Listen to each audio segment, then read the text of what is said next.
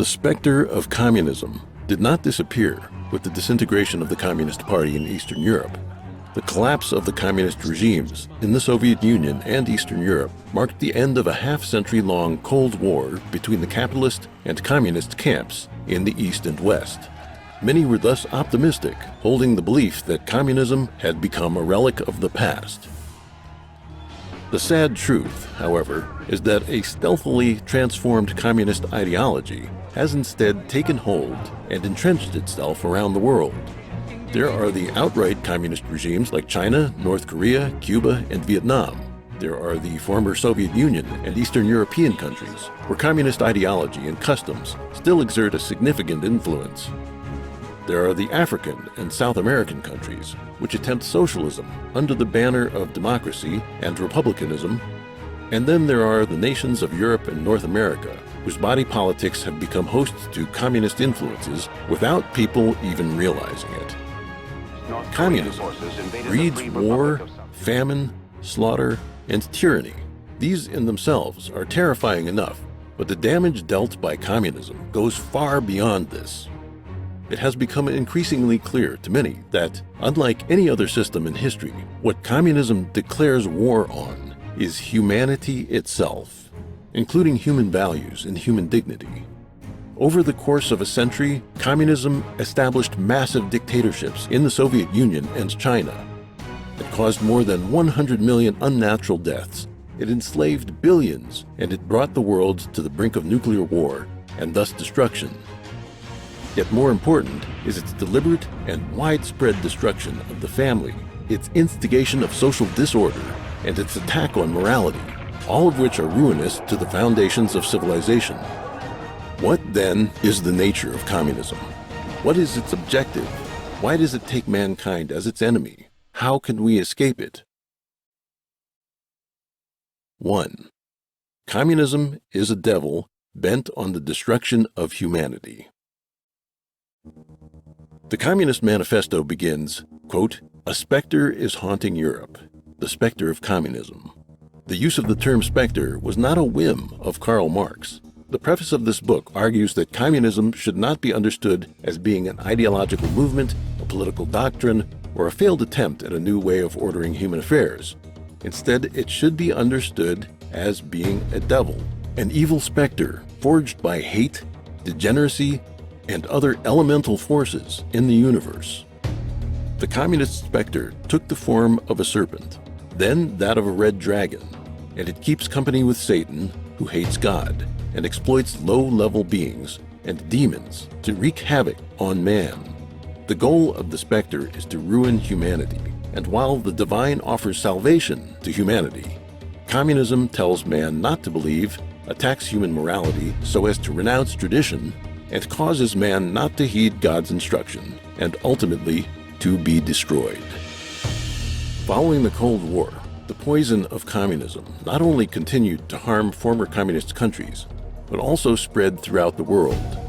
The ideological infiltration of communism has led the specter to influence human society on a global scale, and many people even think that the dark wishes of communism are their own.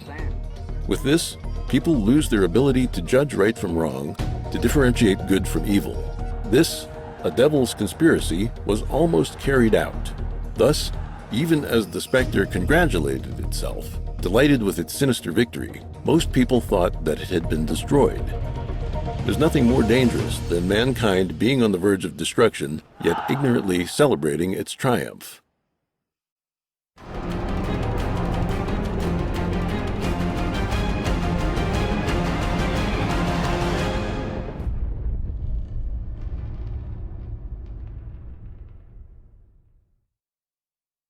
Two, the devil's ways and means. Man was created by God, and the compassion of gods has long protected man. This the devil knew, and so it set about severing this connection to corrupt man so that gods would no longer take care of him. The devil's approach has been to subvert the culture given to mankind by gods, corrupt human morality, and thus warp man and make him unworthy of salvation. The turbulence of Europe, beginning in the 18th century, and the attendant moral decline gave the devil an opportunity. It set about subverting, step by step, the criteria of discernment between good and evil. It promoted atheism, materialism, Darwinism, and the philosophy of struggle. The devil chose Marx as its envoy among men. Marx's Communist Manifesto of 1848 advocated the violent destruction of private enterprise, social classes, nations, religions, and the family. The Paris Commune of 1871 was its first attempt at seizing power. His followers argue that political power is the central question of Marxian political science. This is both true and not true. Being clear about the ultimate aims of communism means we can recognize that political power is both important and unimportant to the communist project. It is important in that access to political power allows a rapid means of the widespread corruption of humanity. With the levers of power, communists can promote their ideology with violence and eradicate a traditional culture in mere decades or years. Yet it is also unimportant in that even without the apparatus of the state, the devil has other means of exploiting the weaknesses and shortcomings of man. To deceive, co-opt, coerce, confuse, and so overturn traditional thought, subvert order, create upheaval, and to divide and conquer with the objective of gaining global control.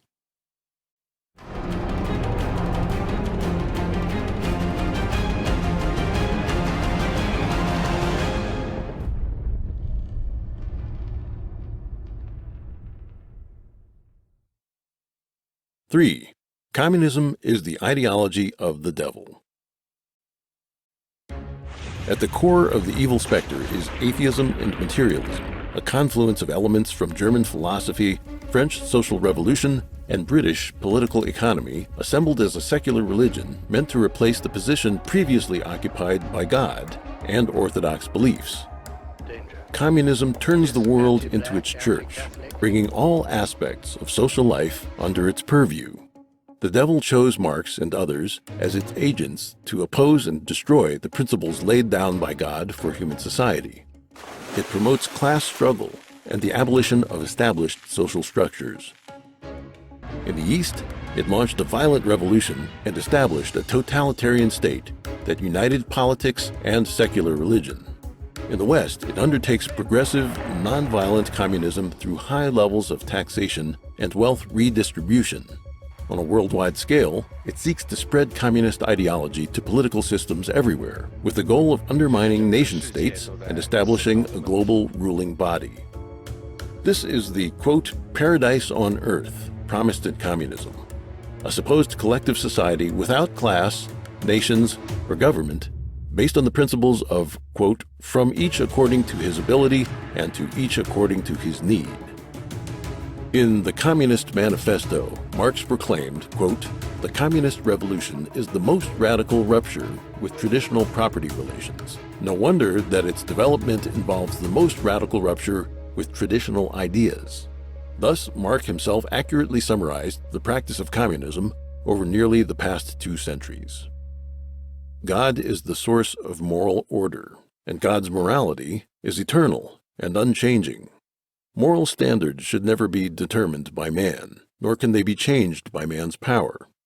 Communism tries to sentence morality to death, and to have the communist new man establish a new morality. Yet, while it denies real morality, communism uses negative methods to expel from human tradition all its positive factors, with the goal of having negative factors occupy the world. Traditional laws come from morality and are intended to uphold morality. Communism tries to separate morality from the law, then destroys morality by concocting bad laws and maliciously interpreting traditional ones. God calls on man to be kind. Communism agitates class struggle and advocates violence and killing. God established the family as a basic social unit. Communism believes that the family is a manifestation of the private capitalist system and threatens to eliminate it. God gives man the freedom to obtain wealth and the right to life.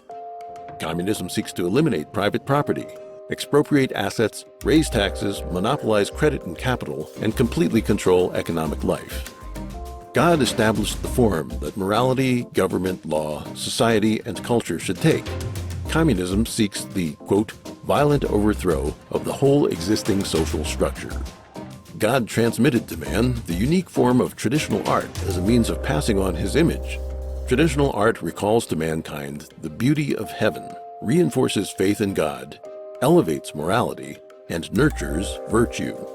Communism, on the other hand, would have man worship warped modern creations, artistic productions that stifle our divine nature, give full rein to the demonic impulse toward chaos and disorder, and manipulate the art world by spreading base, ugly, malformed, evil, and decadent ideas. God wants man to be humble and full of reverence and wonder at divine creation. Communism connives at the demonic and arrogance in man, encouraging him to revolt against God by amplifying the evil inherent and inescapable in human nature. It exploits the idea of freedom to encourage conduct unrestrained by morality and unfettered by a sense of duty or burden. The slogan of equality is used to stir up envy and vanity as man is tempted by fame and material interests.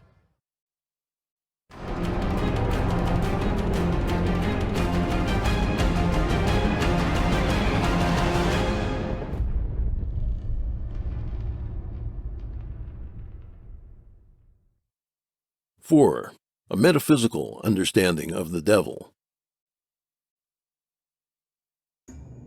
The idea of the devil being referred to in this text is that of a supernatural power. Understanding the type of thing that is the specter of communism is one of the keys to understanding the chaos the devil has sown in the world. Simply put, the specter of communism is composed of hate. It draws its energy from the hatred that wells up in the human heart.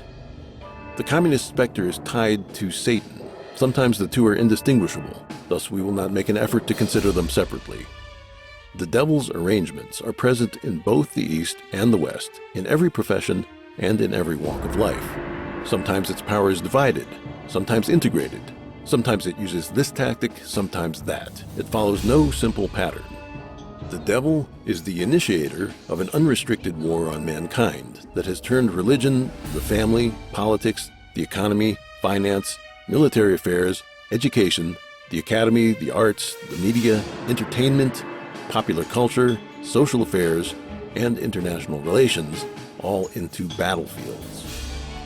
The dark energy of the devil can spread from one sphere, group, or movement to another. After the anti-Vietnam War movement faded in the West in the 1970s, for instance, the devil manipulated rebellious adolescents to channel their energies into agitating for feminism, environmentalism, and the legalization of homosexuality. The devil's other efforts were used to subvert Western civilization from within. The devil can turn people with no good intent into its agents in the human world, using hypocrisy to deceive compassionate and innocent people who then become its apologists. The devil's agents, most of whom do not even realize their role, are everywhere in society, from the elite to the middle class to the lower classes. Thus, its activities manifest sometimes as bottom-up revolutions, sometimes as top-down conspiracies, sometimes as reforms from the center. The devil can change forms and exist in multiple places at once. It uses lowly beings and specters in other dimensions to do its work. Pornography and drug addiction are tools used by the devil, and as long as a person's thought aligns with these qualities, the devil can control that person. Many times, people think they are acting according to their own thoughts, but they've failed to realize they're being manipulated.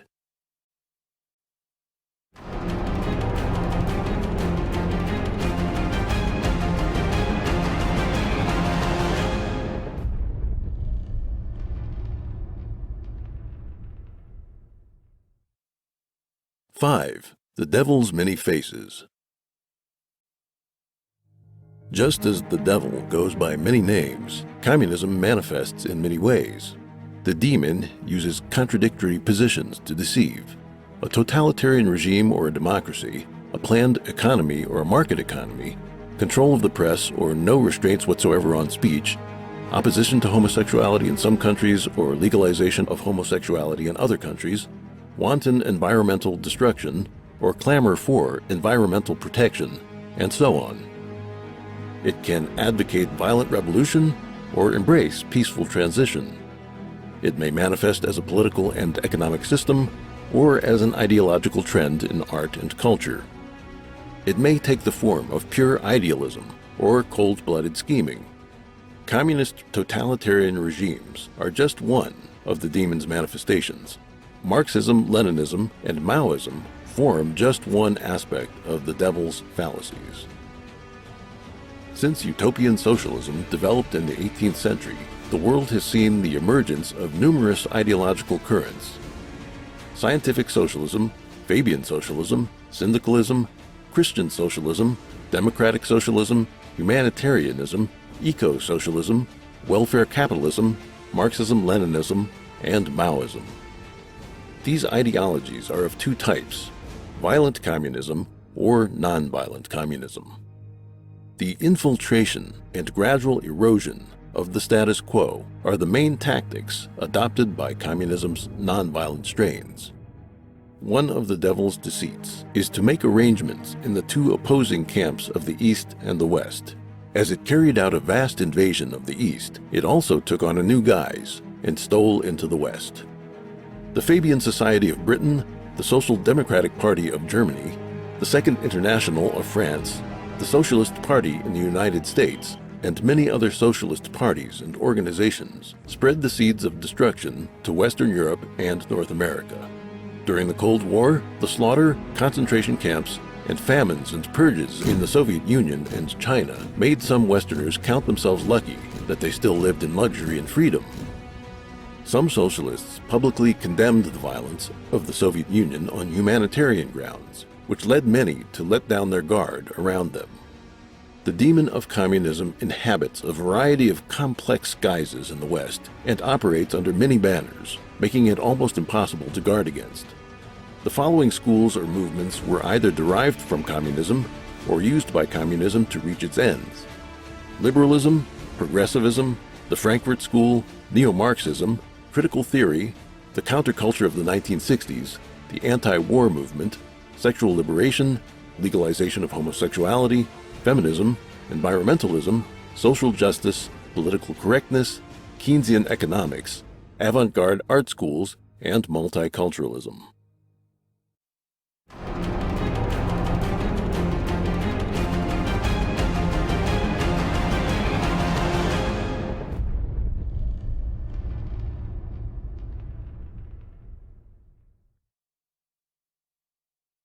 Six, socialism as the preliminary stage of communism.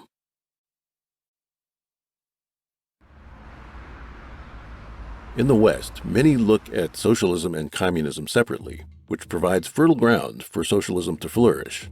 In fact, according to Marxist-Leninist theory, socialism is simply communism's preliminary stage. In 1875, in Critique of the Gotha Program, Marx put forward the idea that there is an initial phase of communism, followed by an advanced phase.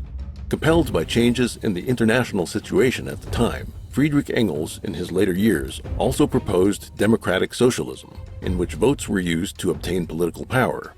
Democratic socialism was adopted by Social Democratic Party leaders and theorists of the Second International and led to the left-wing parties in many capitalist countries around the world today. Lenin set down clear definitions of socialism and communism. He considered socialism to be the preliminary phase of communism, and communism to be developed on the basis of socialism. Thus, it is clear that socialism has always been a part of Marxism and the international communist movement. The public ownership and planned economy of socialism is part of the initial preparation for communism. Presently, while branches of socialism or left-wing doctrines popular in the West seem superficially unrelated to communism, they're simply communism's non-violent forms. Instead of violent revolution, votes are used to gain power in the West.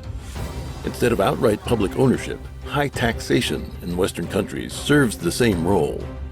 Instead of a state-planned economy, Western social welfare systems are used to eat away at capitalism. Left-wing parties in Western countries consider social security and welfare systems to be an important aspect of realizing socialism. When condemning the crimes of communism, the violence and slaughter should not be the only focus. Communism in its nonviolent forms has deceived and bewildered people's minds under the guise of various branches of socialism. Some socialist or welfare states in the West today use the idea of the Commonwealth to sacrifice individual freedoms. Citizens in these countries retain certain political freedoms because the brand of socialism there has yet to be well developed. Socialist countries set equality of outcome as the primary goal, and thus they are bound to deprive people of their freedom. If a free country turned into a totalitarian regime overnight, the drastic contrast between propaganda and reality would leave most people shocked. Many would rebel, or at least passively resist. This would lead to high costs for totalitarian rule, and the regime would likely need to commit mass slaughter to eliminate the resistance. This is one of the main reasons that both the Soviet Union and the People's Republic of China have engaged in the mass killing of their own citizens during peacetime. Unlike totalitarian regimes, socialism in democratic states slowly eats away at people's freedoms through legislation. Like the metaphor of the boiling frog, the process of establishing a socialist system takes decades or generations, leaving people gradually numb, oblivious, and accustomed to socialism, all of which enhance the deceit. The essence and objective of this type of gradual socialism are no different in substance from the violent form. Socialism uses the idea of guaranteeing equal rights through legislation, while in actuality, it drags down moral values and deprives people of the freedom to incline toward goodness. It's impossible to enforce equality by suddenly elevating those at lower levels, so instead, socialism artificially restrains those at higher levels. Especially in terms of moral values, the socialism of the West uses pretexts like anti-discrimination, value neutrality, or political correctness to attack basic moral discernment. This is equivalent to an attempt to eliminate morality as such. This has come along with the legalization and normalization of all manner of anti-theist and profane speech, sexual perversions, demonic art, pornography, gambling, and drug use. The result is a kind of reverse discrimination against those who believe in God and aspire to moral elevation, with the goal of marginalizing and eventually getting rid of them.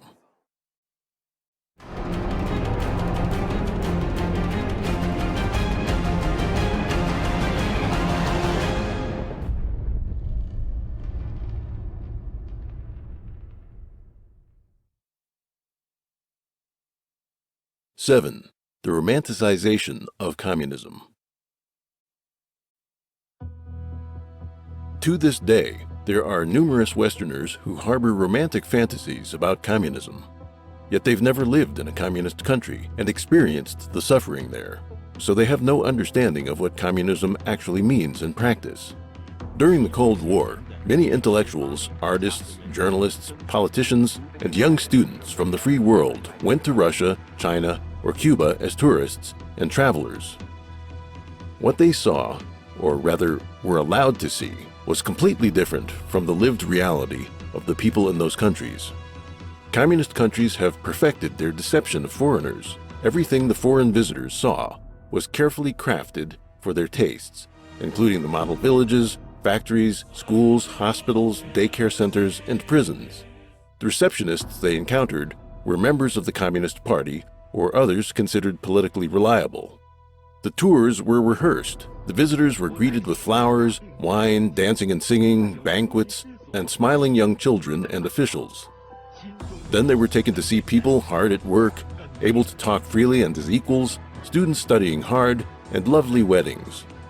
What they didn't get to see were the show trials, mass sentencings, mob lynchings, struggle sessions, kidnappings, brainwashing, solitary confinement, forced labor camps, massacres, theft of land and property, famines, shortages of public services, lack of privacy, eavesdropping, surveillance, monitoring by neighbors and informants everywhere, brutal political struggles in the leadership, and extravagant luxuries of the elite. They especially weren't able to see the suffering of ordinary people. The visitors mistook what had been staged for them as the norm in a communist country. They then promoted communism in the West through books, articles, and speeches, and many of them didn't know they had been taken in. A small number did see cracks in the edifice, but many of them then fell into another trap.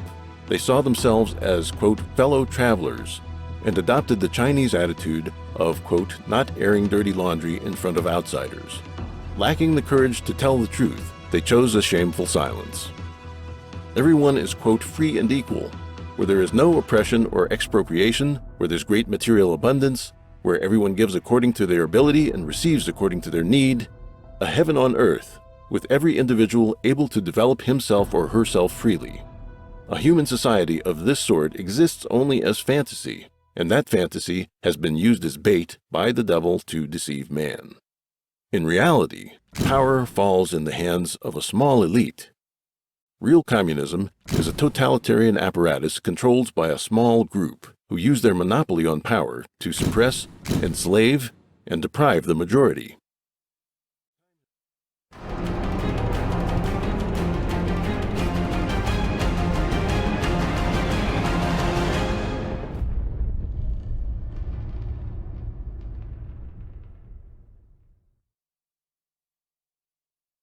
Eight. The devil's destruction of culture and morality.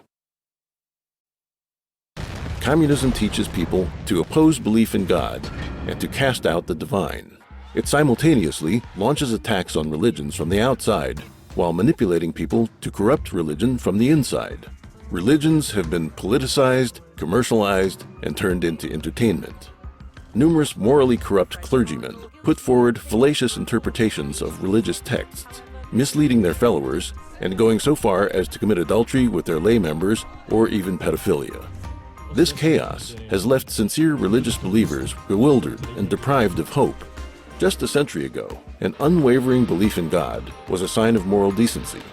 Now, religious believers are considered foolish and superstitious. They keep their beliefs to themselves, not even discussing their faith among friends for fear of being mocked. Another important goal of communism is the destruction of the family, using ideas like gender equality and, quote, sharing wealth and wife. The 20th century, in particular, was host to modern feminist movements that promoted sexual liberation, the blurring of gender differences, attacks against the so-called patriarchy, and weakening the role of the father in the family. They changed the definition of marriage, promoted the legalization and legitimization of homosexuality, promoted the rights to divorce and to abortion, and used social welfare policies to effectively encourage and subsidize single parenthood. All of this resulted in the collapse of families. This has been one of the more startling transformations of society over the last several decades. In the political sphere, communism exploited loopholes in the legal and political systems of democratic nations in an attempt to manipulate major political parties. For electoral victory, politicians resorted to dirty tricks and made promises that they could never fulfill. The result of the influence of communism is that political parties around the world are often somewhere on the left of the political spectrum, advocating higher taxes, higher social welfare expenditures, big government, and interventionism, all of which they seek to entrench in legislation. And with a left-leaning government, leftist ideology comes to infiltrate the entire society, backed up with the indoctrination of youth, who in turn come to elect more left-leaning candidates. The academy, which is supposed to play the role of transmitting the essence of the wisdom and culture of the ages, has also been subverted. In the first half of the 20th century, the communist specter arranged for the systematic destruction of the education system. China, famous for its profound ancient culture, was subjected to the New Culture movement even before the establishment of the Communist Party. This was part of the effort to disconnect the Chinese people from their traditions. After the communists seized power, they nationalized the education system and filled the textbooks with party ideology, transforming generations of young Chinese into ferocious, quote, wolf cubs. In the West, the specter launched the progressive education movement, using the banner of science and progress in order to gain control of philosophy, psychology, pedagogy, and eventually the entire academy, and thus brainwash teachers and education administrators. High school education began excluding orthodox ideas and traditional morality. Academic standards were lowered to make students less literate and math-savvy, and less able to form their own judgments and use common sense. Atheism, the theory of evolution, materialism, and the philosophy of struggle were all instilled in students. Following the counterculture of the 1960s, advocates of political correctness have become thought police, forcing teachers to indoctrinate students with all manner of twisted ideas. Students now graduate from school without a strong moral compass, with no foundation in their own culture, lacking common sense and a sense of responsibility, and are left to blindly follow the crowd, thus joining society's downward trend. Out in society, there is drug abuse, rising rates of crime, a media sphere full of sex and violence, an art world that treats grotesquerie as beauty, and all manner of evil cults and occult groups. Young people blindly adore film and television stars, waste their time on online games and social media, and end up dispirited and demoralized. The senseless violence of terrorism against innocents violates all moral parameters established by tradition and makes people worry desperately about the security of the world and what the future holds.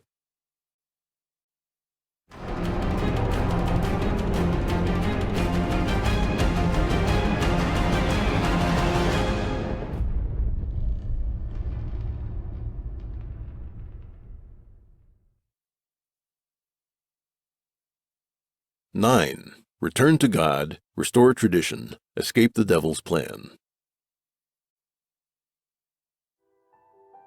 Human civilization was transmitted to man by gods. Chinese civilization has seen the prosperity of the Han and Tang dynasties, and Western civilization reached its peak during the Renaissance. If human beings can maintain the civilization that gods gave to them, then when gods return, man will be able to maintain a connection with them and understand the law that they teach. If humans destroy their culture and tradition, and the morality of society collapses, then when gods return, people will fail to understand their divine teachings because their karma and sins are too great and their thinking has departed so far from the instructions of the divine. This is dangerous for mankind. Communism is a scourge of humanity. Its goal is the destruction of mankind, and its arrangements are meticulous and specific. The conspiracy has been so successful that it has almost been carried out to completion, and now the devil is ruling our world. The ancient wisdom of mankind tells us this: one righteous thought conquers 100 evils, and when a person's Buddha nature emerges, it shakes the world in 10 directions. The devil seems powerful, but it is nothing before God. If humans can maintain their sincerity, kindness, compassion, tolerance, and patience, they will be protected by God, and the devil will have no dominion over them. The mercy of the Creator is limitless, and every life has a chance to escape catastrophe.